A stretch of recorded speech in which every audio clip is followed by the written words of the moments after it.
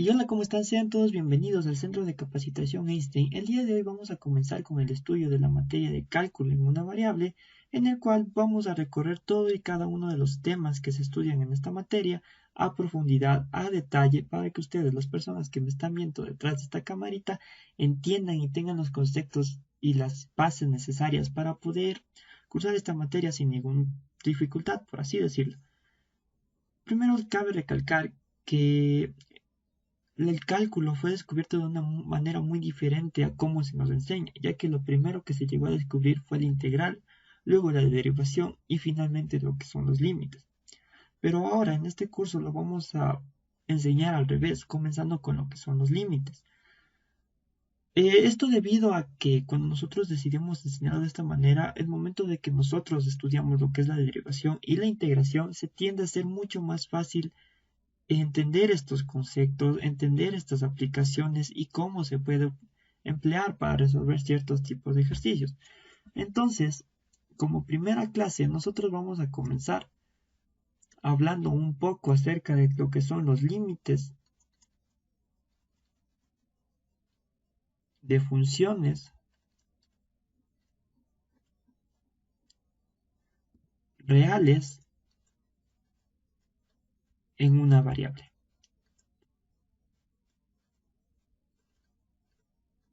¿Ya? Nosotros nos enfocamos primero en entender cómo se comportan estos tipos de temas cuando nosotros trabajamos en funciones que dependen simplemente de una variable, ya que para funciones mucho más complejas que dependen ya de 3, 4, 5, una infinidad de variables, existe el cálculo vectorial, que lo iremos viendo una vez hemos terminado de estudiar lo que son los límites en una variable, la derivada en una variable y la integración en una variable. Entonces, para ir entendiendo un poco cómo se comporta, mejor dicho, qué es la definición de límite, qué significa esta palabrita de límite en el cálculo, vamos a empezar con una gráfica, es decir, su explicación geométrica.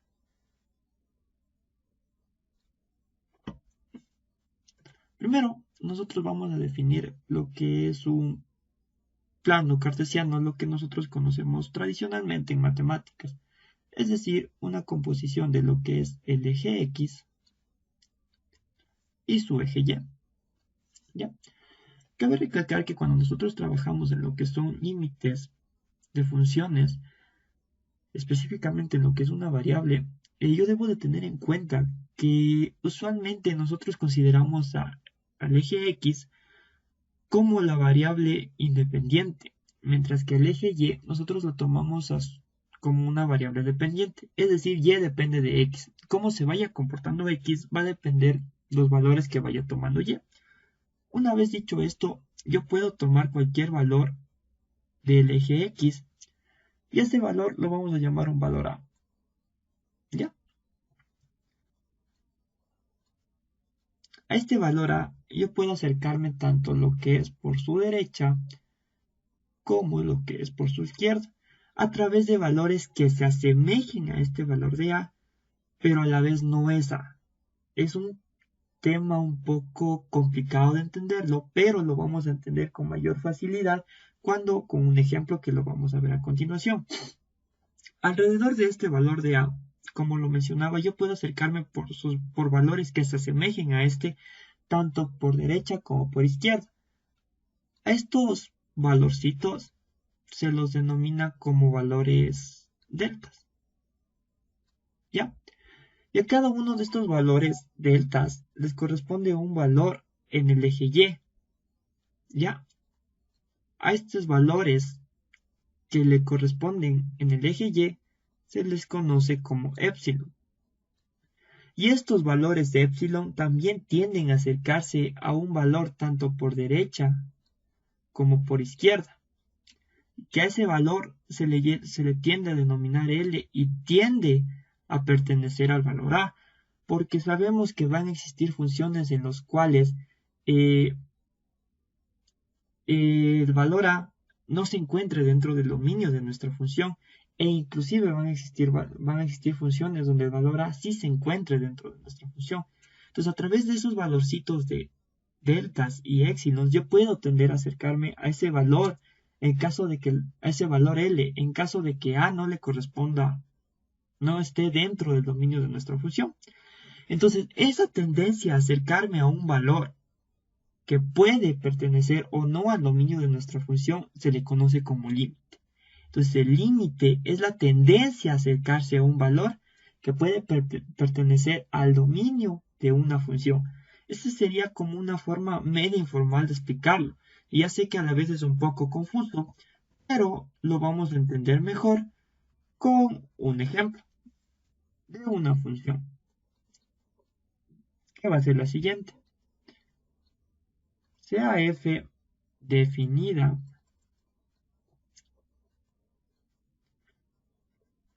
por f de x igual a 2x menos 1 de x menos 2, todo esto dividido para x menos 2.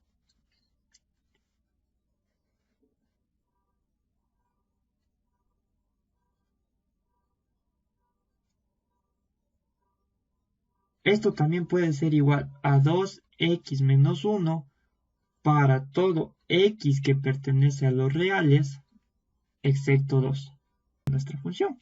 Es decir, f se le va a poder expresar de esta forma. Todos los reales, excepto el valor de 2, van a llegar al conjunto de los reales. La forma de expresar x va a ser la que nosotros tenemos acá.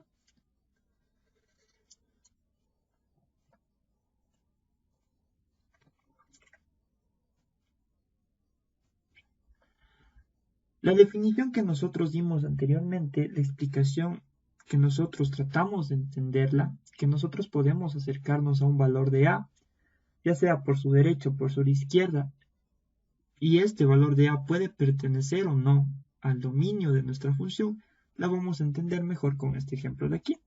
¿Por qué?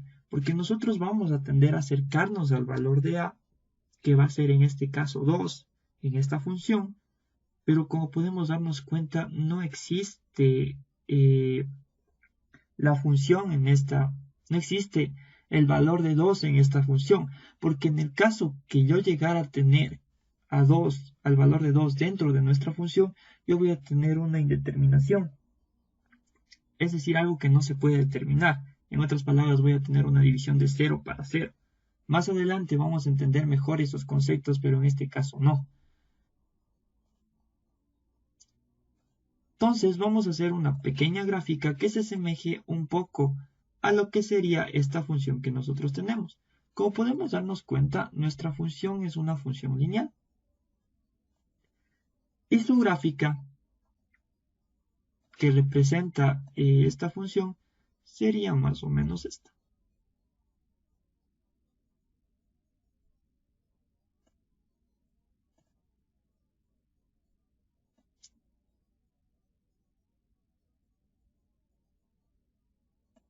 ¿Ya? Entonces, ustedes se van a preguntar qué significa esta pequeña abertura que se encuentra aquí. Esta pequeña abertura es el valor de 2, ya que en ese preciso instante, en ese preciso valor, no se encuentra definida la función y tiende a saltarse a otro valor. ¿Ya? Entonces, este sería nuestro valor de 2. Como no existe función dentro de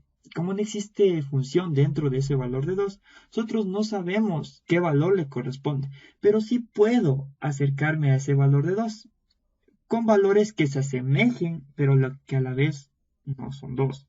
Es decir, si yo tomo la función reemplazando con 2,01, existe ese valor dentro de la función. Si yo tomo el valor 2,0001 sigue existiendo dentro de nuestra función. Si tomo el valor 1,99, va a existir ese valor, porque se tienden a acercar a 2, están dentro de nuestro dominio de nuestra función, pero a la vez no son 2, porque se asemejan entre sí.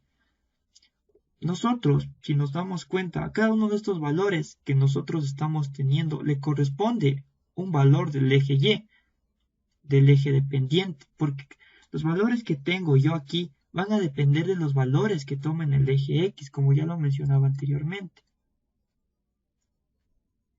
Y estos valores se tienden a acercar a un valor que le podría corresponder a nuestro valor de 2, que no se encuentra dentro de la región, y este valor es 3. Como podemos darnos cuenta, en este caso con la explicación anterior, el valor de A pasó a ser 2. Los deltas son valores que se asemejan a 2, pero que a la vez no son 2. Se acercan tanto que parece que llega, pero en este caso no llegó. Y cada uno de esos valores deltas le corresponde un valor en el eje Y, que son los valores de epsilon, y estos valores de epsilon tienden a acercarse a un valor L, y en este caso el valor L tuvo a ser 3. Que ese valor L le correspondería al valor de A, en el caso hipotético de que perteneciera a la función. ¿Ya? Una vez explicado esto en la definición del límite de manera geométrica, vamos a pasar ahora sí con su definición en palabras, escrita. Entonces empezaríamos con lo que es límite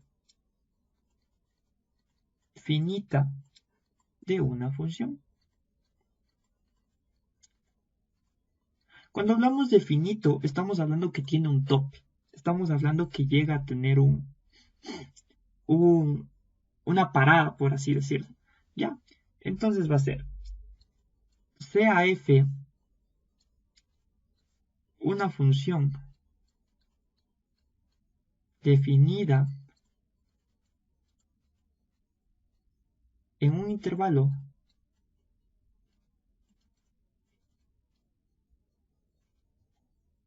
abierto y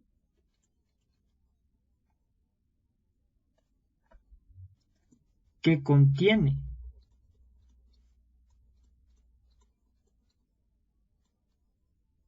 a, le vamos a subrayar para que se distinga un poco.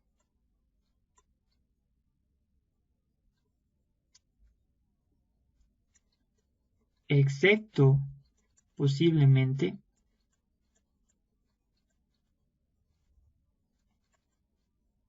en el punto A.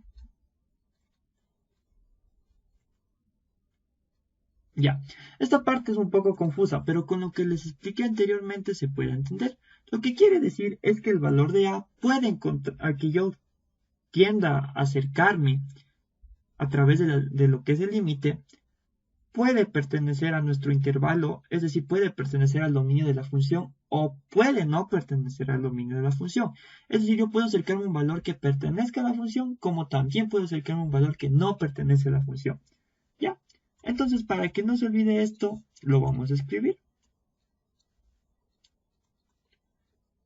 Es decir, Y es un subconjunto del dominio de F unido al valor de A.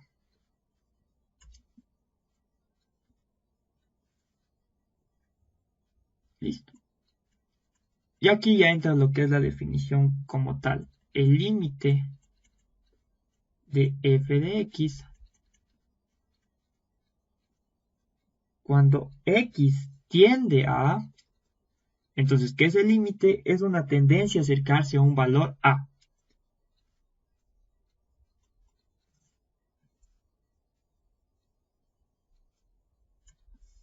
Es L. Y se escribe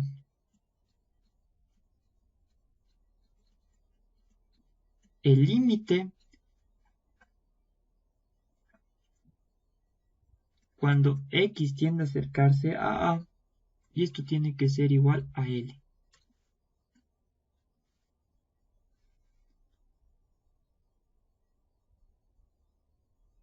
Y ya.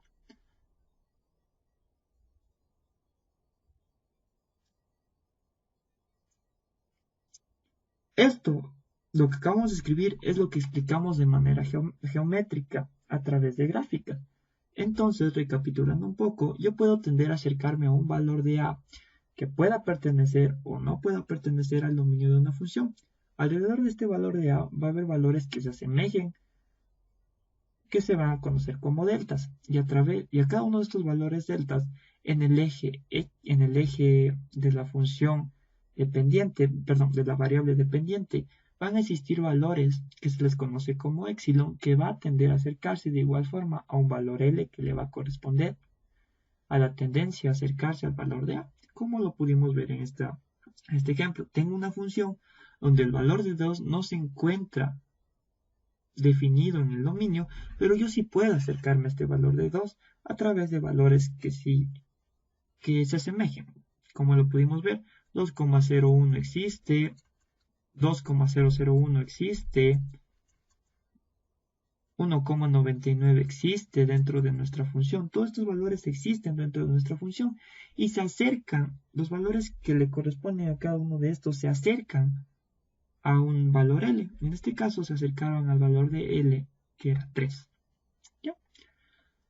Para ir completando un poco la definición de lo que es un límite, tenemos que esclarecer algunas condiciones acerca de los deltas y de los épsilon. Esto siempre va a ser igual si cumplen las siguientes condiciones. Si y solo si para todo epsilon mayor que 0 existe un delta mayor que 0, tal que 0 menor que el valor absoluto de x menos a menor que delta sea equivalente a nuestra función f de x menos L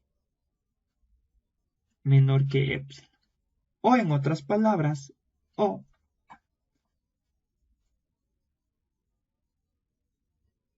el valor absoluto de f de x menos L menor que epsilon siempre que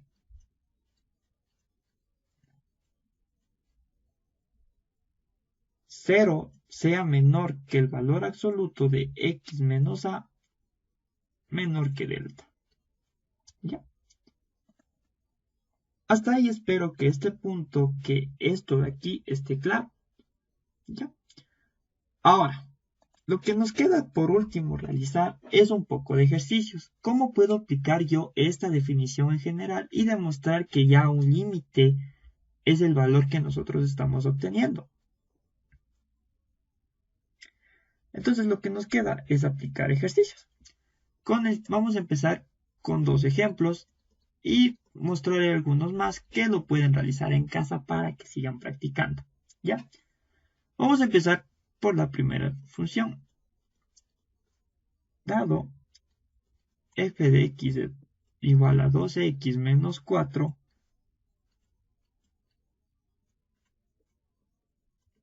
demuestre que el límite cuando x tiende a acercarse a 2 de 2x menos 4 es igual a 0. ¿Ya? Entonces, normalmente nosotros realizamos ejercicios de demostración primordialmente en lo que son funciones lineales y funciones cuadráticas. Sabemos que existen funciones mucho más complejas que están elevadas al cúbica, logarítmicas, exponenciales, pero al tratar de aplicar esta definición general a ese tipo de funciones ya se hace un poco más compleja. Por eso los ejercicios se enfocan principalmente en demostraciones de funciones lineales y demostraciones de funciones cuadráticas. Vamos a empezar primero empleando una demostración en lo que es una función lineal y luego haremos el ejercicio con una función cuadrática. Ya, como lo había mencionado anteriormente, una vez hecho esto, les dejaré un poco de ejercicios más para que los que quieran sigan repasando este tipo de ejercicios de demostraciones aplicando la definición de límite.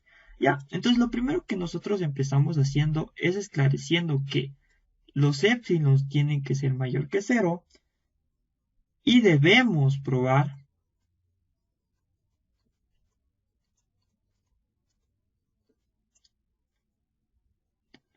que existe un delta mayor que 0, tal que cumpla lo siguiente. El valor absoluto de nuestra función f de x, nuestra función f de x en este caso va a ser 2x menos 4, menos el valor de L, en este caso me está diciendo que L es 0, tiene que ser menor que epsilon, siempre que se cumpla lo siguiente. 0 sea menor que el valor absoluto de x menos el valor a donde yo me estoy tendiendo a acercar. En este caso yo estoy tendiendo a acercarme al valor de 2. Y esto tiene que ser menor que los valores de delta. ¿Ya? Es decir, en otras palabras, ya realizando todos los cálculos correspondientes, tendríamos que 2x menos 4 en valor absoluto tiene que ser menor a epsilon siempre que 0 sea menor que el valor absoluto de x menos 2 sea menor que delta. ¿Ya? Lo cual es equivalente a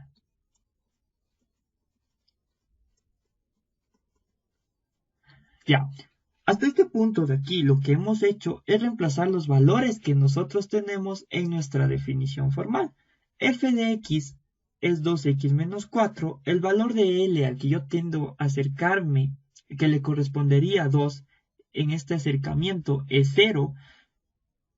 El valor de A es 2. Entonces ahora lo que yo tengo que hacer es construir este valor de aquí. Nosotros tenemos que llegar a construir en base a la función que nosotros hemos obtenido el x menos 2. Como puedo darme cuenta, a 2x menos 4, yo puedo sacar un factor común y sacarle dentro de nuestro valor absoluto. Lo que me quedaría que 2 multiplicado al valor absoluto de x menos 2 tiene que ser menor a epsilon siempre que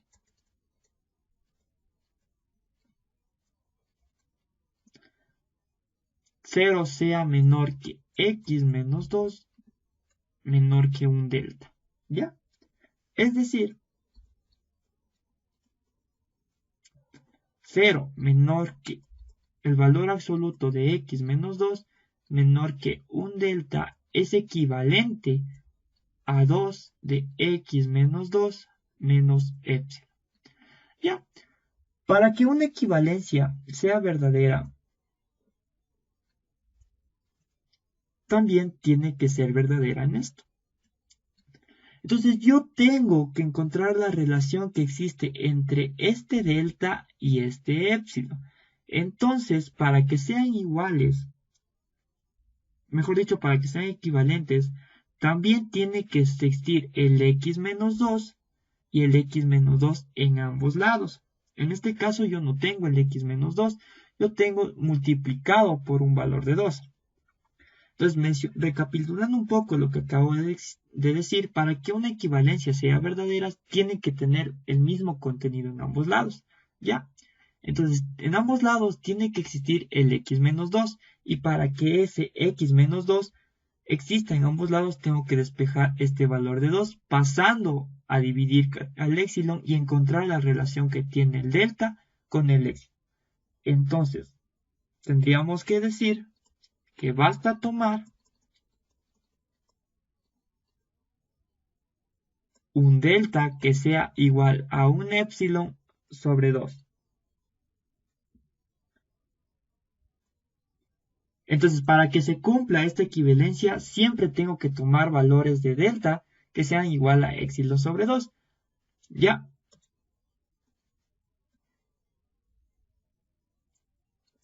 ¿Por qué? Para que se cumpla la equivalencia debe existir esta relación en base a lo que teníamos. Finalmente, lo único que nos quedaría de decir, debemos concluir el ejercicio. Todo ejercicio que se realiza en este tipo de demostraciones se tiene que concluir, se tiene que llegar a cuál es la conclusión. Entonces sería, para concluir,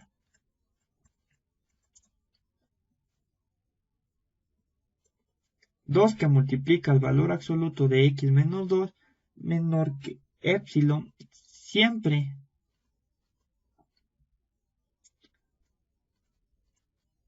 que 0 menor que el valor absoluto de x menos 2 menor que delta.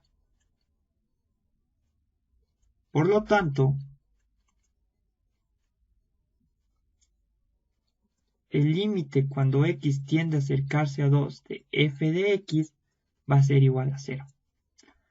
Ya, en conclusión, cuando nosotros tenemos ejercicios de demostración con el límite, con la definición del límite, nosotros lo que tenemos que hacer es primero ir reemplazando los valores en cada uno de los términos que nosotros tenemos. F de x en este caso fue 2x menos 4, L fue 0 y el valor de A fue 2. Ya, una vez nosotros reemplazado y haber hecho las operaciones básicas que se planteen, es decir, sumar valores, restar valores, entre otros casos, tenemos que construir el valor que se encuentra dentro de la relación entre 0 menor que x menos 2 menor que delta, en base a la función establecida. Como podemos darnos cuenta, aquí no fue muy complicado, solo tuvimos que trabajar con el factor común, que en este caso fue 2, y luego establecer la equivalencia como tal.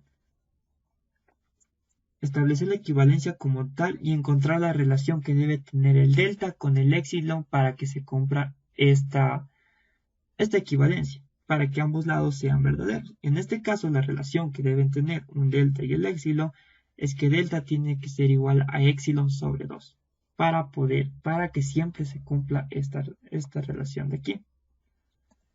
Ahora vamos a pasar con un tipo de ejercicios que se enfocan principalmente en las funciones cuadráticas.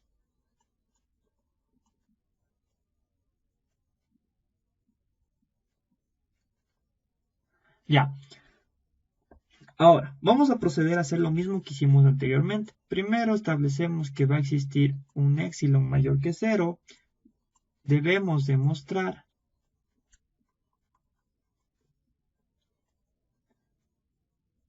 que exista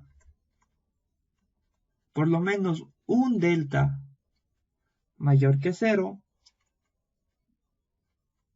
tal que ahora sí pasamos a reemplazar los valores que nosotros conocemos a través de la definición formal, que en este caso sería el valor absoluto de x cuadrado menos 3x más 3 menos 1 sea menor que epsilon, siempre que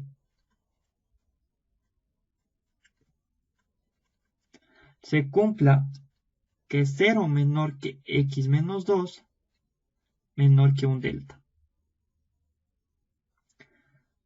Nosotros sabemos lo siguiente.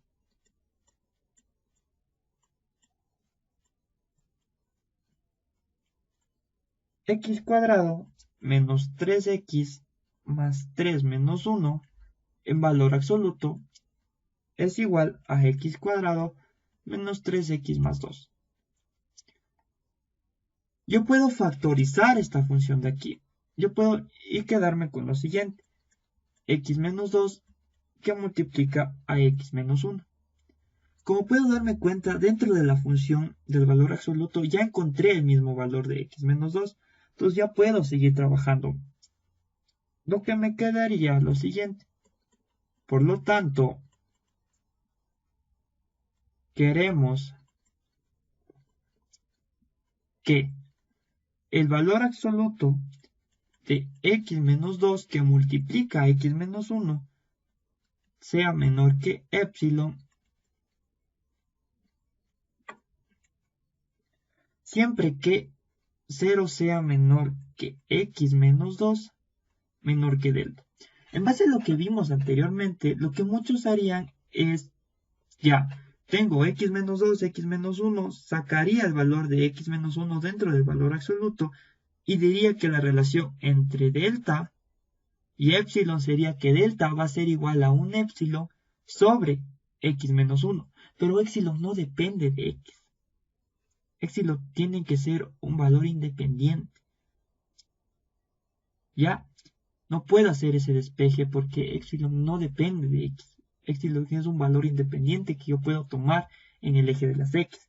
Entonces, cuando nosotros tenemos ejercicios de funciones cuadráticas, no hago el despeje diciendo que delta va a ser igual a epsilon sobre x menos 1. Eso no se hace. ¿Ya? Lo que se tiene que hacer es reducir nuestra búsqueda. Nosotros asumimos un valor a delta. Y normalmente el valor que nosotros sabemos asumir a delta es a 1. Porque es un valor sencillo de trabajar. Entonces nosotros vamos a decir que vamos a reducir, entre comillas,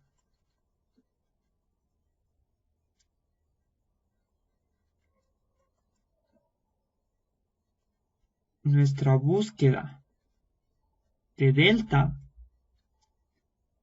al intervalo 0 y 1. ¿Ya? Nosotros reducimos nuestra búsqueda de un delta a un intervalo 0 y 1. Si puede, delta obviamente cumple con la condición de que delta tiene que ser mayor que 0. Entonces, en este caso estamos asumiendo que delta es mayor que 1. ¿Ya? Entonces, nosotros vamos a decir que el valor absoluto de x menos 2, como nosotros estamos diciendo que delta sí puede tomar el valor de 1, esto podría ser menor que 1. Abriendo este valor absoluto que nosotros tenemos aquí, nosotros vamos a tener que menos 1 menor que x menos 2 menor que 1. Y ahora sí, pasamos a construir la función que está multiplicando el x menos 2. ¿Y quién está multiplicando el x menos 2? X menos 1. Por lo tanto, yo tengo que hacer lo siguiente. Le voy a sumar un 1 a ambos lados y me voy a quedar con menos 1, perdón. Me voy a quedar con 0 menor que x menos 1 menor que 2. Y este valor de aquí, yo me voy a quedar simplemente con esto de acá. Me quedo con eso. Y me quedo que x menos 1 menor que 2.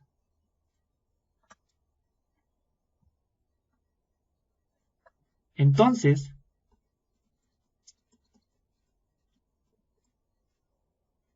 x menos 1 que multiplica a x menos 2 va a ser menor que el valor absoluto de x menos 2.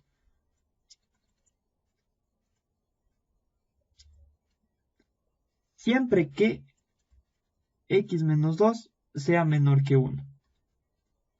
Entonces,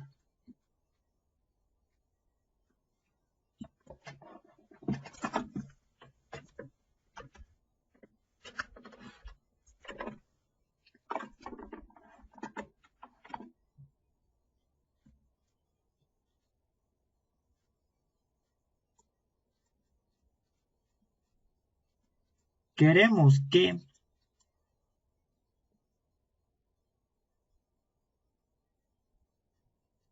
x menos 1 que multiplica al valor absoluto de x menos 2 sea menor que 2x menos 2 y esto tiene que ser menor que un epsilon.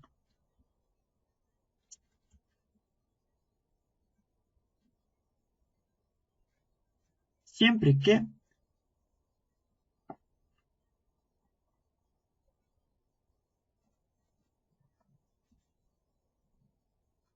cero sea menor que x menos 2 menor que un delta.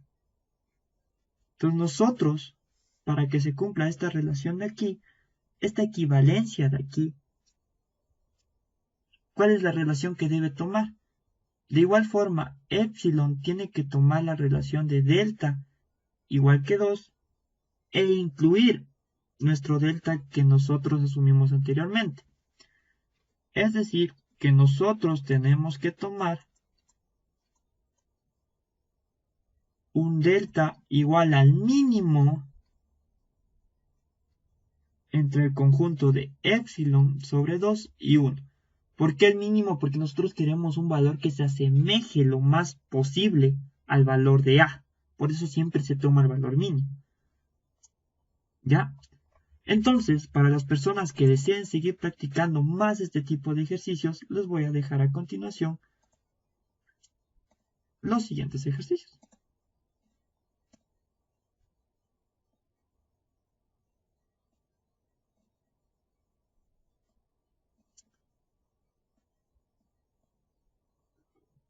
Y así es como nosotros concluiríamos la primera clase de cálculo en una variable, entendiendo lo que es el límite de una función. En otras palabras, el límite de una función es la tendencia a acercarse a un valor a, que puede pertenecer o no al dominio de nuestra función, y a este valor a le va a corresponder un valor L, y a cada uno de los valores que se asemejen al valor de a, por lo que yo puedo acercarme, se les conoce como deltas, que de igual manera les va a corresponder un valor que son los épsilons, y estos también se van a tender a acercar al valor L. Ya sabes que si te gustó el video no olvides darle like, compartirlo con todos tus amigos y nos veríamos en la siguiente clase, en la clase número 2, donde ahora vamos a entender lo que son los límites laterales y entender que yo puedo acercarme a un valor de A, ya sea solo por derecha o ya sea solo por izquierda. Nos vemos en el próximo video. Chao, chao.